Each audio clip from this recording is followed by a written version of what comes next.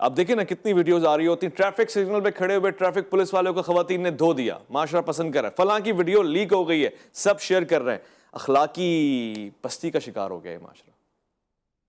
دیکھیں بات یہ ہے کہ سب سے پہلی بات تو یہ ہے کہ میں دو چیزوں کا قائل نہیں ہوں۔ ایک تو یہ کہ تعلیم کو جو دینی اور دنیاوی میں تقسیم کیا جاتا ہے، میں اس تقسیم کا تجزی کا قائل نہیں ہوں۔ اسکول میرا ہے، کالج کو میں آن کرتا ہوں، یونیورسٹی کو میں آن کرتا ہوں، یونیورسٹی ہے ہی میری، میں یونیورسٹی کا ہوں۔ اسی طریقے سے مسجد بھی میری ہے، مدرسہ بھی میرا ہے۔ اور یہ جو بعض اوقات تقابل ہوتا ہے، وہ صاحب نے جو بات کہی بہت اچھی اور صحیح بات کہی، کیونکہ آپ کے سوال کے اندر یہ بات تھی کہ ہمارے ہاں بعض اوقات علماء کے اندر بھی ہے، مناظرے بھی ہے وہ،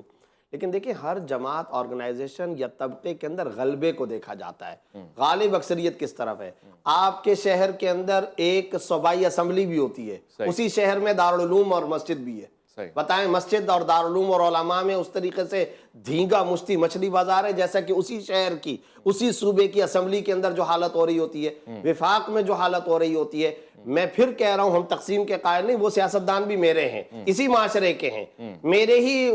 چچا ہیں، میرے ہی انکل ہیں، میرے ہی وہ بھائی ہیں، ہمارے ہی بڑے ہیں، ہمارے ہی رہبر و رہنما ہیں، لیکن خدارہ بغیر کسی کمپٹیشن، بغیر تقابل کے میں یہ کہنا چاہتا ہوں خرابی ہے، اس کو ختم ہونا چاہیے۔ صحیح بات ہے۔ اچھا اب میں اس پر بڑا واضح طور پر موقف رکھتا ہوں، مدرسے کا بھی امتحان ہوتا ہے، آپ نے وفاق المدارس کے امتحان کی کوریج کی ہے، ایک نہیں متعدد بار کی ہے، تو کراچی یونیورسٹی کے امتحانات کی بھی آپ نے کوریج کی ہوگی، رینجرز کے کڑے پہروں کے بغیر وہاں امتحان نہیں ہوتا، اور آپ بتائیے وفاق کے آپ نے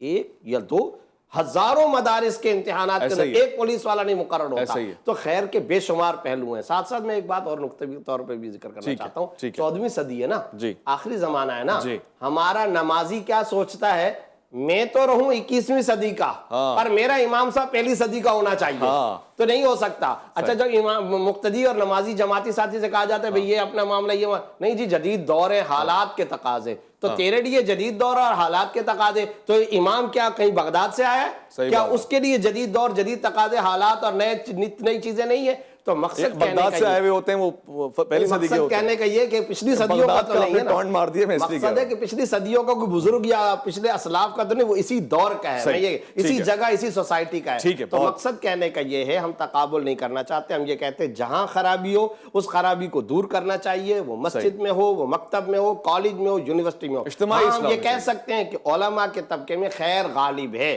یہ ہم دلائل کی بنیاد پر موقف رکھتے ہیں، لیکن ساتھ ساتھ ہم یہ کہتے ہیں ہم کالج، یونیورسٹی، پارلیمنٹ کو اپنا ہی سمجھتے ہیں، عدلیہ کو، ہاسپٹلز کو، اداروں، آرگنائزیشن، محکموں کو آن کرتے اپنا سمجھتے ہیں۔ ہم یہ کہتے ہیں وہاں پر بھی اصلاح ہونی چاہیے، اور ایمرجنسی اخلاقی تربیت لگنی چاہیے، ہنگامی طور پر ہمارے اس ملک کے اندر یہ باقاعدہ کمپین شروع ہونی چاہیے، صلاح کی اور فلاح و کردار